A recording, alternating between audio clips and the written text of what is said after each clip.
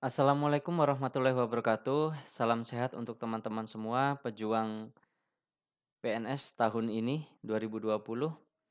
Kalian pasti bisa, kita tinggal tunggu waktu pelaksanaan SKB. Ingat, jangan buang waktu sia-sia hanya untuk keperluan yang tidak penting. Harus fokus ke SKB.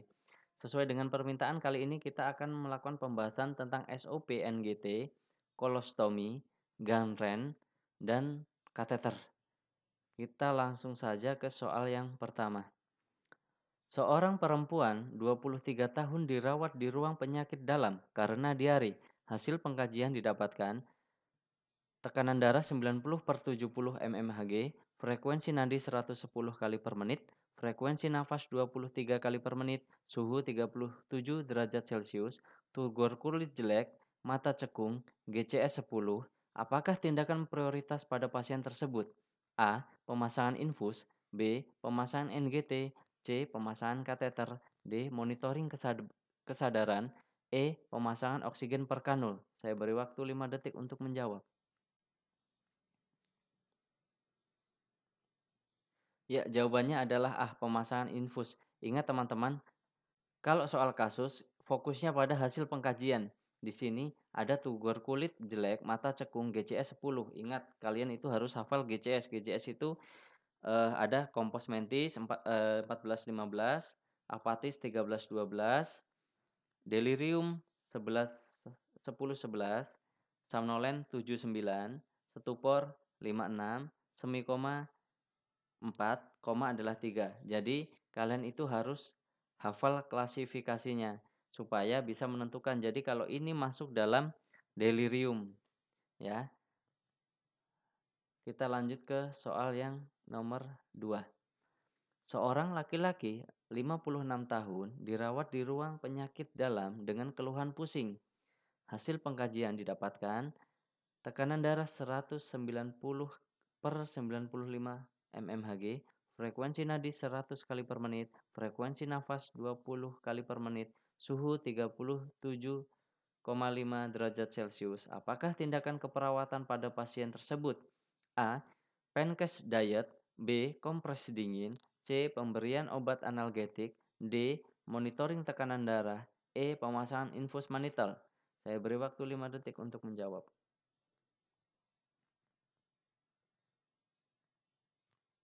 Ya, jawabannya adalah D. Monitoring tekanan darah. Ingat, kalau tensi tekanan darah tinggi, itu tindakan keperawatannya pasti memonitoring tekanan darah.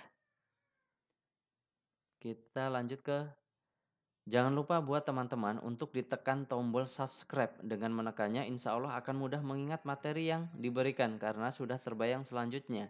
Ibarat kata, tanda terima Anda dengan materi yang ada yang saya berikan saat ini. Kita lanjut ke soal nomor 3. Seorang perempuan 20 tahun dirawat di ruang penyakit dalam dengan keluhan mual dan muntah. Dari hasil pengkajian, pasien harus dipasang NGT. Perawat yang bertugas telah melakukan pemasangan sampai dengan mengukur panjang selang. Apakah tindakan selanjutnya? A. Melumasi selang, B. Memasang serbet, C. Memposisikan ekstensi, D. Mempersiapkan plaster, E. Mempersiapkan makanan. Saya beri waktu 5 detik untuk menjawab. Jawabannya adalah A. Melumasi selang. Ingat, SOP NGT itu harus hafal juga. Tahun kemarin banyak teman-teman yang menyatakan soal ini keluar. Kita lanjut ke soal nomor 4. Seorang laki-laki berusia 56 tahun dirawat di ruang bedah dengan gangren. Hasil pengkajian didapatkan luka berbau, kekuningan, tepi luka dan tengah luka terlihat jaringan mati. Pasien menyatakan menderita diabetes mellitus sejak 10 tahun yang lalu. A. Melakukan debridement, B. Menutup luka, C. Nekrotomi, D. Mengkompres dengan betadin, E. Mencuci luka dengan cairan garam normal. Saya beri waktu 5 detik untuk menjawab. Jawabannya adalah C. Nekrotomi. Ingat fokus kalau teman-teman juga ada yang praktek di rumah untuk rumah perawatan luka, kalian juga harus,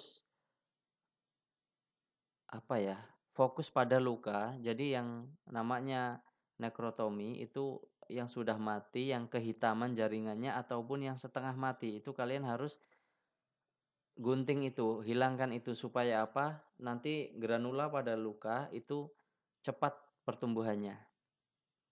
Kita fokus lanjut ke soal nomor 5. Seorang laki-laki usia 62 tahun dirawat di ruang bedah dengan keluhan tidak bisa BAK.